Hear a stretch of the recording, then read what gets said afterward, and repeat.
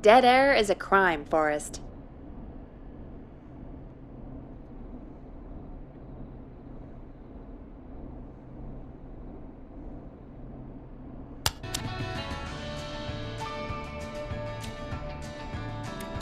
It's getting pretty late.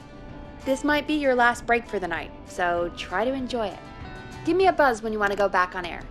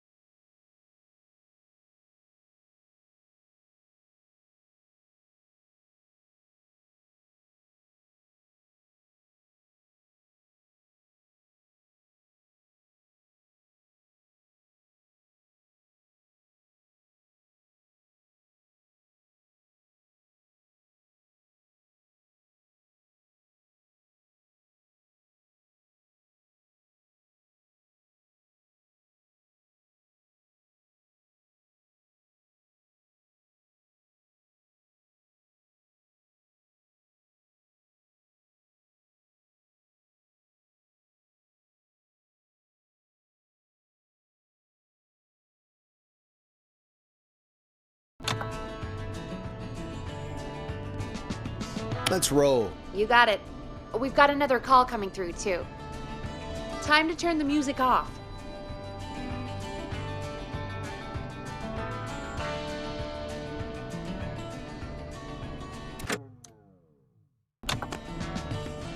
Okay, Forrest, shut the music off. Welcome back to 189.16, The Scream. I believe we have another caller on the line. How are you tonight, caller? Forrest, man. Hey, it's Roller Ricky. Good to hear from you again. How you holding up after everything? Is Maxie okay? Maxie is a little fighter, man. I just know he's gonna pull through. I think our roller show might be canceled tomorrow, though. I'm sorry again about how that went. Is there anything else we can help you with, Ricky? Actually, I think I have some info that might help you. Oh? What's that? You see, man, me and Jason know each other. You know each other? Yeah, we went to Gallows High and played on the football team together. He was a gnarly offensive linesman, and I was our star wide receiver. Runner Ricky, they called me. All right, and what does that have to do with tonight? Well, because George, the guy who drowned, he was on our team too.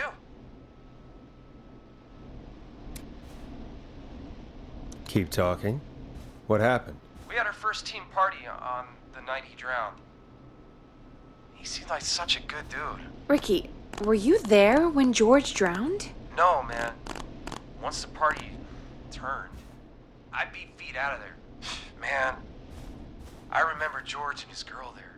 There was a whole lot of love, man. I could see it, you know?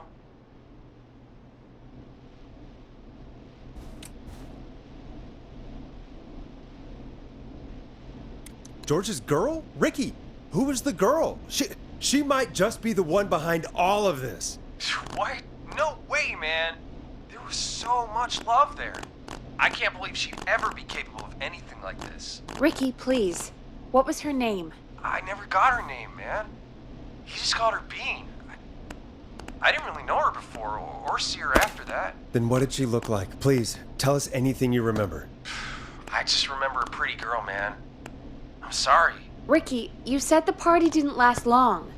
What happened? We were just having a good time, and then the next thing I knew, everyone was running for their life. I looked up and saw a goddamn whistling man in the trees. And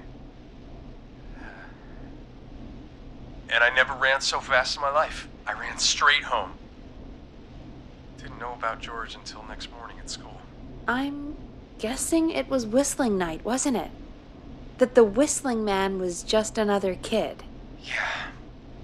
I don't know how George died, but I always felt like if anyone deserved to die that night, it should have been me. And Ricky, it wasn't your fault. You're not a bad person. I know that now, man. It took a long time to learn, but yeah, just thought I'd tell you all what I know. Thank you, Rick. This helps. Thank you. You got it, man. Anyway, I think it's time for me and Maxie to free up your phone lines. Night, Ricky. All right, folks. Looks like we got a new lead in the case. If anyone has any info about this mysterious Bean, please call in. If she was George's girlfriend back then, she's probably in her mid to late 30s now. Huh. Oh, we have another call coming in, but hang on. What's up, Peggy?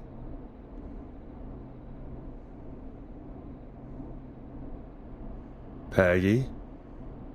You're gonna want to take this call off the air. Who is it? Just do it. All right, folks, it's time for another track. Here's one to help you sit back and relax. We'll be right back after this. I hope this is good news, Peggy. Who have we got? Find out for yourself on line 1. Hello? Forrest, I'm glad I got back through to you. Sounds like it's been a busy night, huh? Surprise! It's Leslie, our 911 operator, leading the charge from Henderson to come save us. It's so good to hear from you. Are you okay? I am. I'm driving back with an officer from Henderson now. We got back into radio range a little while ago. We've been listening in, but haven't been able to get through until now.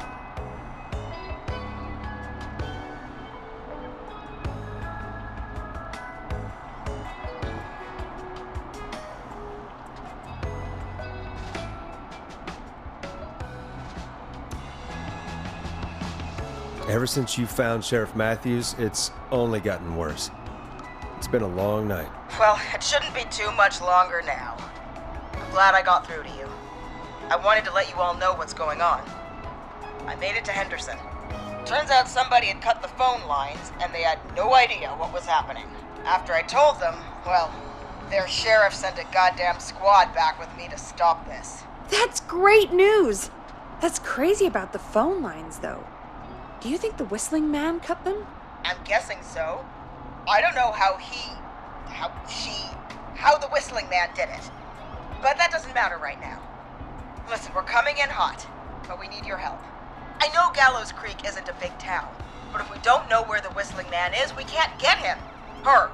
That's where you come in.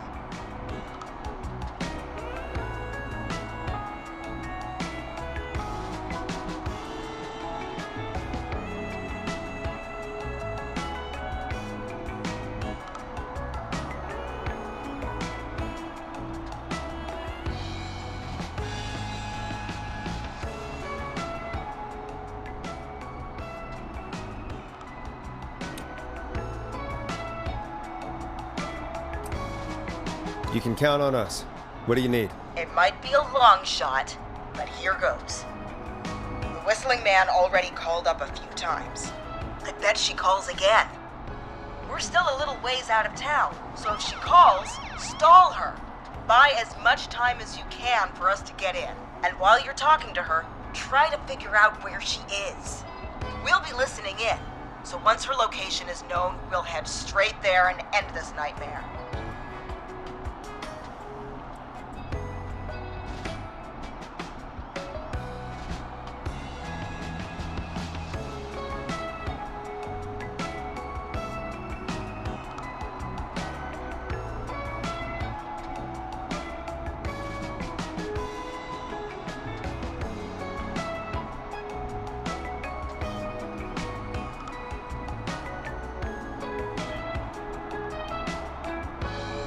I'll do my best. I know you will.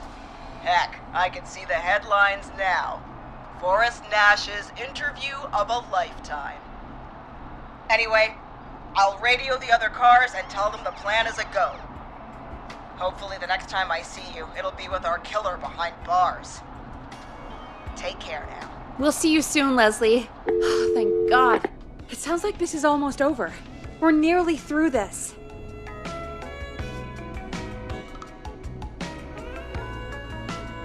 I hope you're right. The sooner this is over, the better. I am right. Trust me. Anyway, we should get you back on air. Taking callers is the only way to see this through. Bringing you back live now. Welcome back to The Scream with me, Forrest Nash. The line is lit up, but before I get to our next caller, I just want to say, things are looking up. It's almost over. But for now, let's bring in our next caller.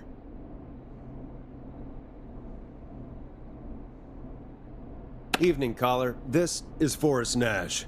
Hello, Forrest. This is John Hedges. I'm here with Casey. I wanted to give you an update on Jason. John! Is he gonna be okay? He's a fighter. He'll be fine. We've got him stabilized and resting in a bed. We're preparing to move him to the hospital. Thank you so much. If you hadn't been there, then... God, I don't even want to think about what would have happened. Of course, Casey. We're just happy he's okay. John, Casey, you two did all the work. Tell Jason to get well soon from us, whenever he's up for it. Well, why don't you tell him yourself? Is this Forrest?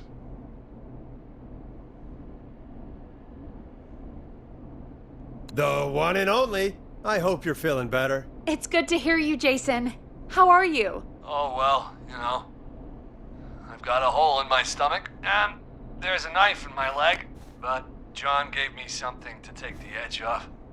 So, I might feel even better than either of you.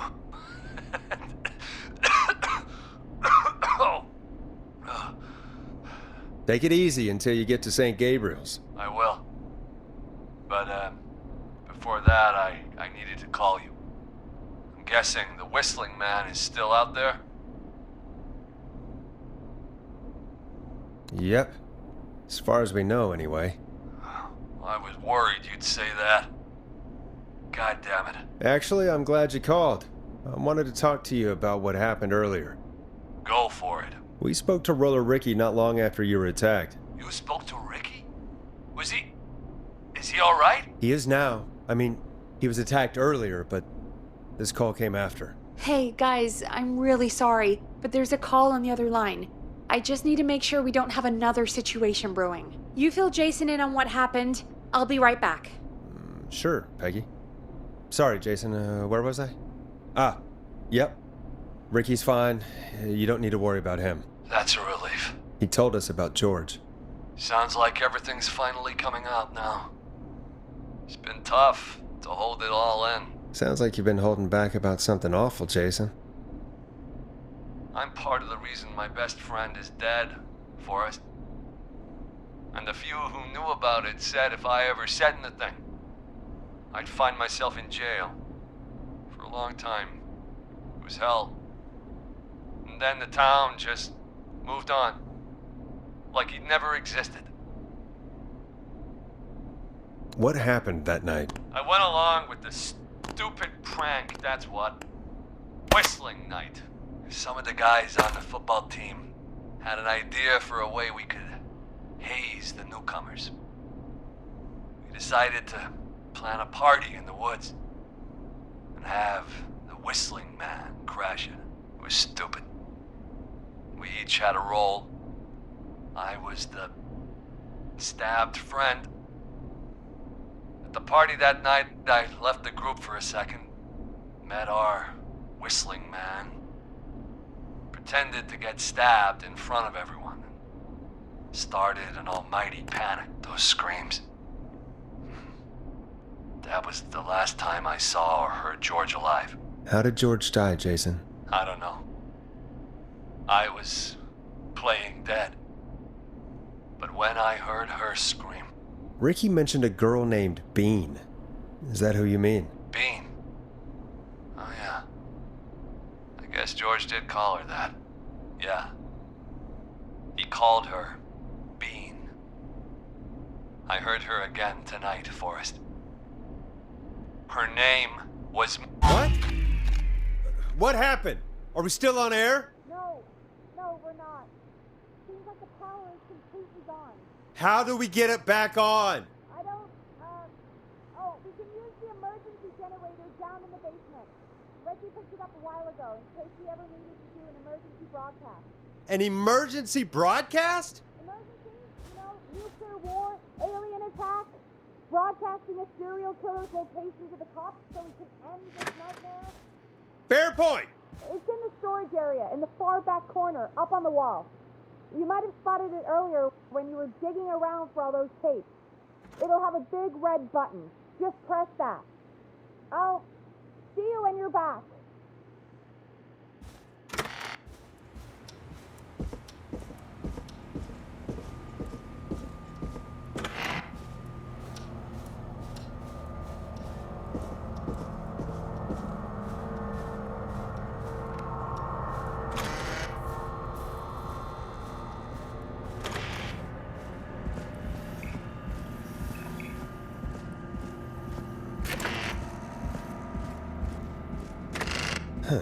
Far back corner. Why is this station so big?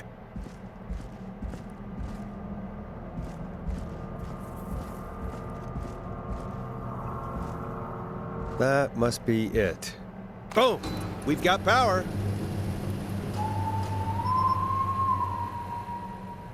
The Whistling Man. I need to warn Peggy.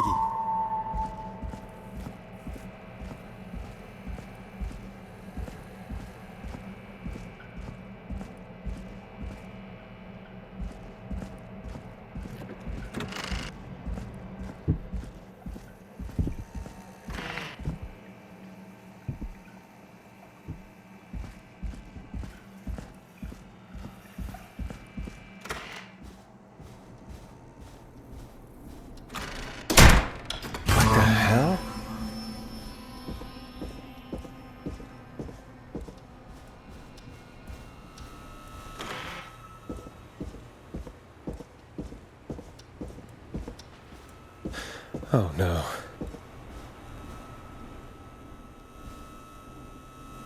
Peggy! Where'd you go?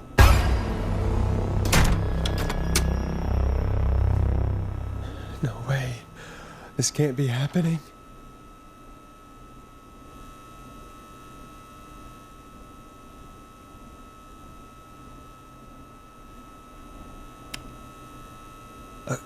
A call. Where's Peggy, Dawn? Have some patience, Forrest. It's almost the end of the night, almost the end of the show, but it's not over just yet. Got a little time still. So let's make the most of it. What do you mean? Make the most of it how? Well... Huh? I thought we'd end tonight's Whistling Man special with a special guest. The one who started it all. Let me take that out of your mouth and... You crazy bitch! Let me go! Welcome to the air, Mr. Teddy Gallows Jr. Wait. It's all gonna come out tonight, Teddy. Your daddy and his money saved you 20 years ago. But even if he crawled out of his coffin with all the money in the world... Wait. where the hell is Teddy? How are you talking to him if you're here with me? Because I'm not there with you, Forrest. I'm here with Teddy. And if he says where that is, well, he knows he'll get it.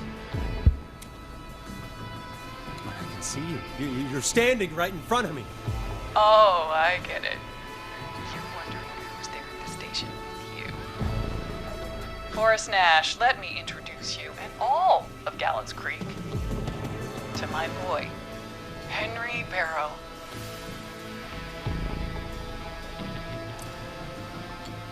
Your son? You mean you... Wait, that he... Yes, Forrest. He and I had a son. So there were 2 whistling men tonight.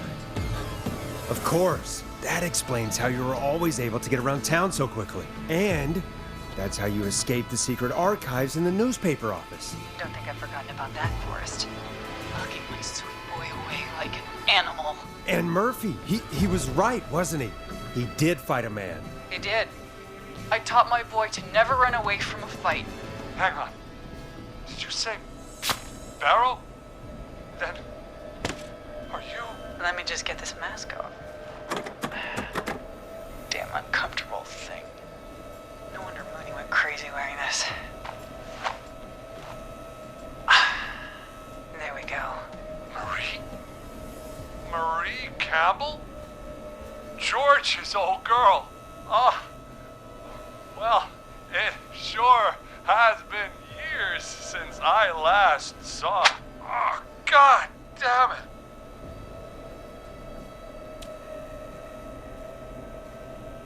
I'd be quiet if I were you, Teddy. But I'd listen to Forrest. Everyone's gonna know now what Teddy did. He killed George that night. This night. 20 years ago. Listen to me. You're gonna talk when I talk to you. And not a moment before. Meanwhile, Forrest, I'm gonna give you the chance to talk. You're gonna help me reveal what really happened to George all those years ago. Okay, Marie. I'll do it. Good. Then let's talk about the night George was murdered. Murdered? Listen,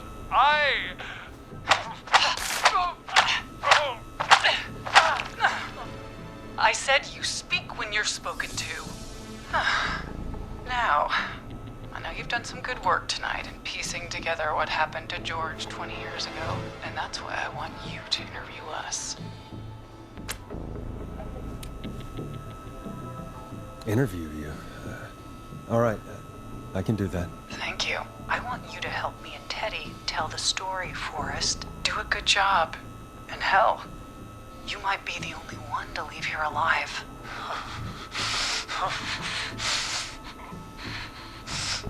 I need to drag this out. If I can buy Leslie time to get back to Gallows Creek, and if I can find out where Marie is, then this can end. Teddy, we'll start with you. Just, talk me through what happened that night. How did it start? how would I know? It was 20 years ago.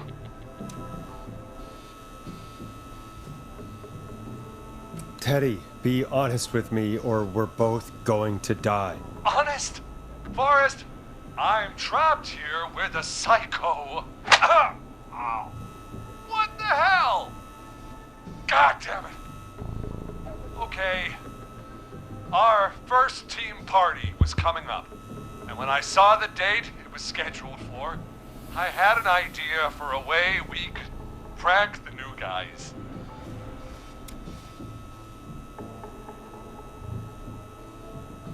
It was the night Mooney, the original Whistling Man, vanished. Isn't that right? That's right. And hell, it seemed too perfect to pass up. I was just surprised no one had ever thought to do it before. Wait. You mean this was the first Whistling Night? Keep talking, Teddy. We went up near Whistling Point. God, who was there? Me, Jason, and George, of course. But George didn't come alone. He brought Marie. And Roller Ricky, he was there too, wasn't he? Yes, Ricky was there too. Runner Ricky, our wide receiver. I helped him off the bottle, you know. Because I'm a decent man. Is that so? Yes, it is. He came apart one day. Some people do. He had some issues. Wasn't stable. I didn't want him to hurt his chances in life. So, I helped him keep himself together. You were afraid he would talk about that night, weren't you? Keep talking. About midway through the night, we put the prank into action. We looked up at the trees and saw Jason there, bloody, like he'd just been stabbed. And the whistling man, everyone ran, screaming. George and I and Ricky, we got left behind. But Ricky was in on it too. I know he was. He and Teddy were as close as anybody. Teddy must have told him the plan. No, Marie, you're wrong. Ricky didn't know. What? Did you miss that part of the broadcast? I spoke to him earlier. He had no idea what was happening. He said he was as terrified as anybody. Isn't that right, Teddy? You didn't tell him, did you? Ricky never could keep his mouth shut. If we told him, he would have given everything away. But well, it doesn't matter. He didn't run his mouth enough to tell anybody about it afterwards. He's still guilty. It was just a stupid prank.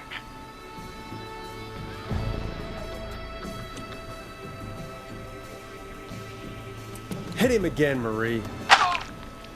God damn it! You made George think Jason had been murdered. He thought his best friend was dead. And so tonight you stabbed him for real? It's the role he wanted to play. Jason's still alive, Marie. He was with a friend. We talked her through how to stop the bleeding and got him professional help just in time. Oh. Well, shame he didn't have the good sense to die earlier. He's gonna regret that. Enough about him.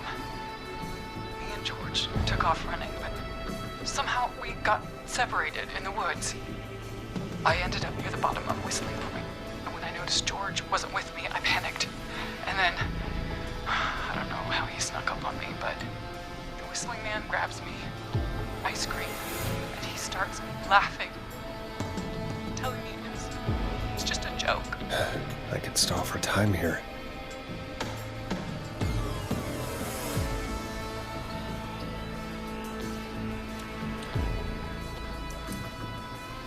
Who was it, Marie?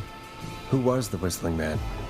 I suddenly recognized it was Chuck.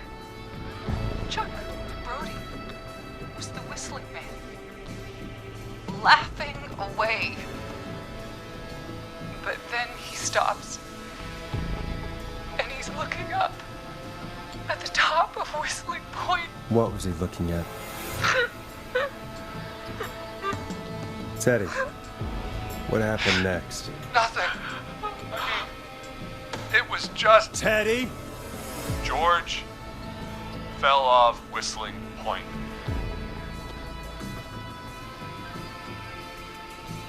Why'd he fall, Teddy? He just... You pushed him. You were up there.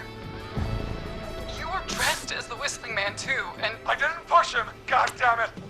I just chased him up there and he kept backing up. When I saw he was about to go over, I reached out. That's what you saw. you liar. It's not my fault. He didn't know it was a joke.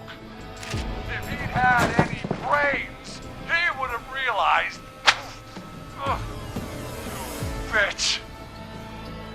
No one's going to believe this. After all you did.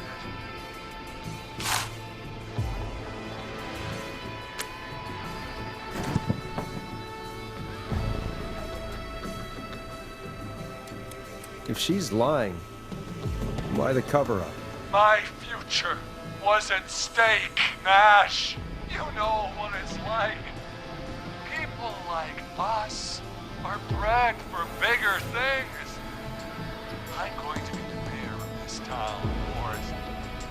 And then governor. And then, who knows? What happened that night was tragic. It should never have happened. But it was a mistake. It was just a stupid joke gone wrong. So my father sent Clive out to clean it up.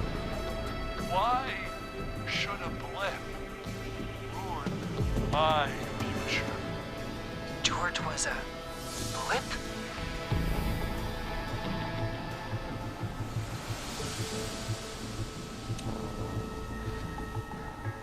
His father covered it up from there. I searched for George's body all night, but Sandra found him the next morning while out jazz running. she found him in the river, but she lied about that to protect Teddy. She said something about her rent going up, unless she... Teddy, did your father own Sandra Sharp's dance studio? It's Gallows Creek, not Sharp Creek.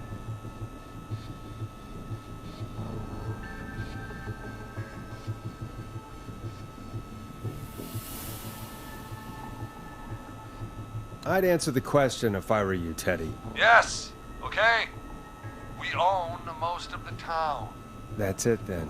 Your father was going to run her out of business unless she lied and said she found him in the reservoir instead of the river. What my father did in his business dealings is nothing to do with me. The false reports. That's why you killed Sheriff Matthews too, isn't it, Maria? Not just to get him out of the way, but... Everyone was in on it, Forrest. Even the coroner wrote a fake report. Said George was drinking, that he just got himself into trouble. And Fake report? I only heard the tapes. you'd be disgusted by it. For all it's worth, Virginia didn't have much of a choice. She had a sick sister whose treatments she couldn't afford. She played along with the gallows to save her sister's life. And her own. Even still, she should have told the truth. I did my part. I tried everything I could think of. I even went to the newspaper, but no. That coward killed the story. We'll take care of Maurice Russell later.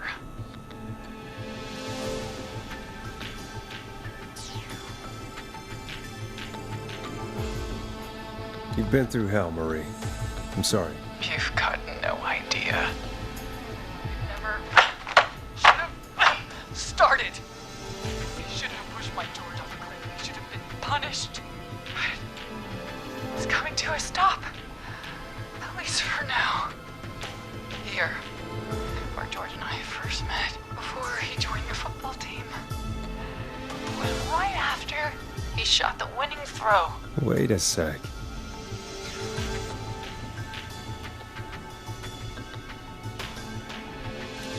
You're at the football field. Jesus Christ! Forrest, you idiot! We're in the gym at Gallows Creek High! I told you not to do that. Wait!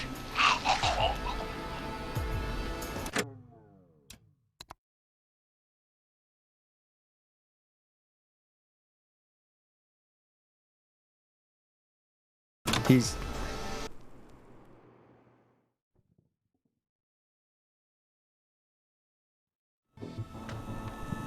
I only heard the tapes. You'd be disgusted by it. For all it's worth, Virginia didn't have much of a choice. She had a sick sister whose treatments she couldn't afford. She played along with the gallows to save her sister's life. And her own. Even still, she should have told the truth. I did my part. I tried everything I could think of. I even went to the newspaper, but no. That coward killed the story. We'll take care of Maurice Russell later.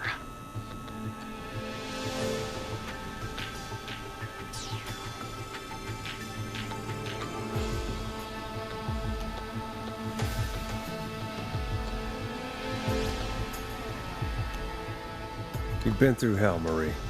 I'm sorry. You've got no idea. Never should have started. He shouldn't have pushed my George off a cliff. He should have been punished.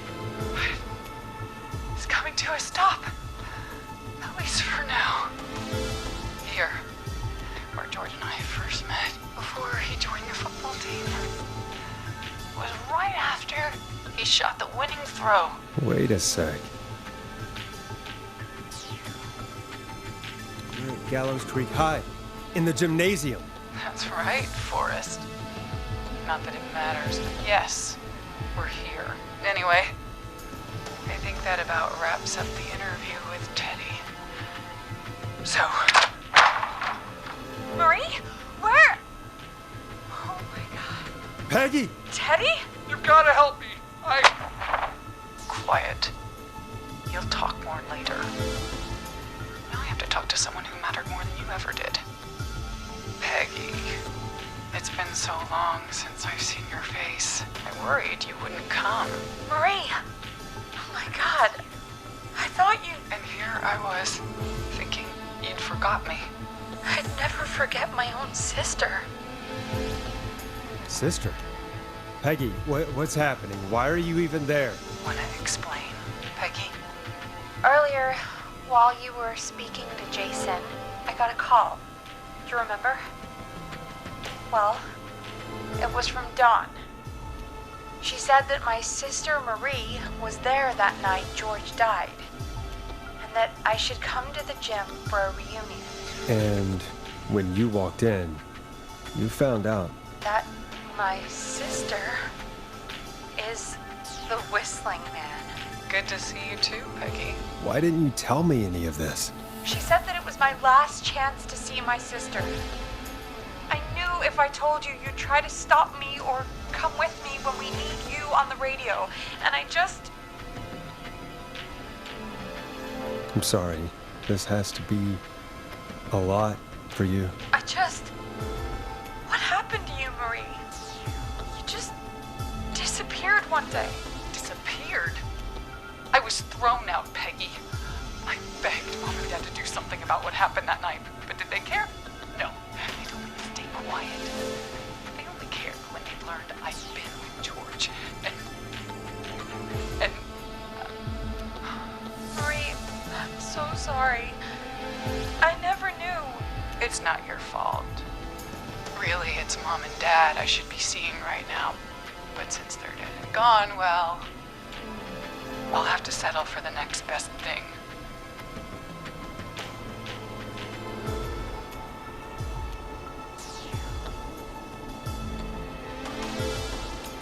Don't. Marie, listen to me. You don't have to do this. Someone has to pay for what they did. Marie, please. Mom and Dad are gone, Peggy. Besides, you forgot me. Just like the rest. You forgot.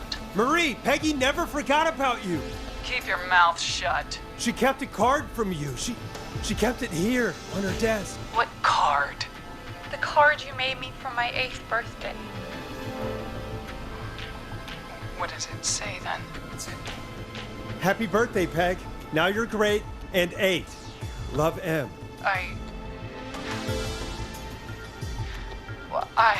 Henderson police! Freeze! No! Henry! Get out of there! Ah! Peggy! We have 2 wounded, and we're in pursuit of the suspect. Henderson police! Freeze! Forrest! Leslie, how's Peggy? She's been cut pretty bad, but we're here now. I'll be okay. God, Marie! Hey, officer! I need you to look after Peggy. She needs help. Now, we got here just in the nick of time. Where's Marie? She bolted right as we got here. The police are right on her heels. It won't be long now. It's over, Forrest. Well, folks, it was a long night, but we made it through together. I'm gonna head off to go check on Peggy. This has been Forrest Nash.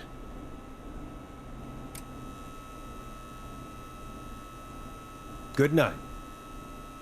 And good morning.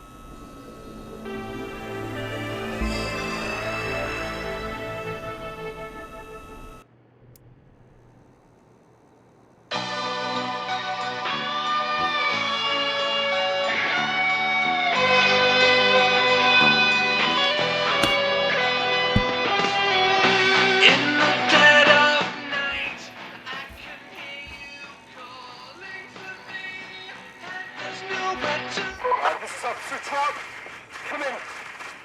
suspect is in custody. We've trailed the other suspect into the nearby woods. But you just gotta fly, and you won't let me go.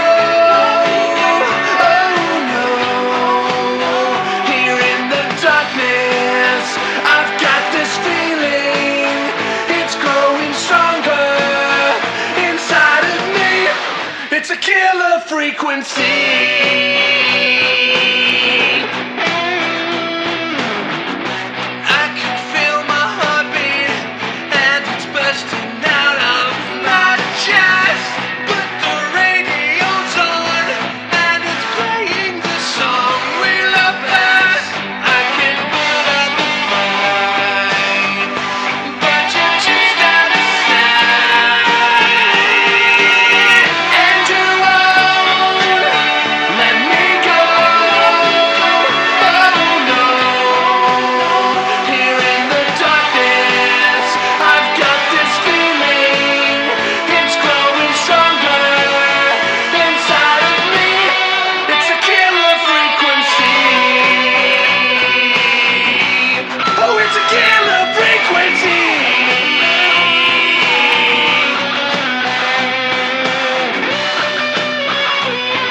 We have the suspect cornered at the top of Whistling Point.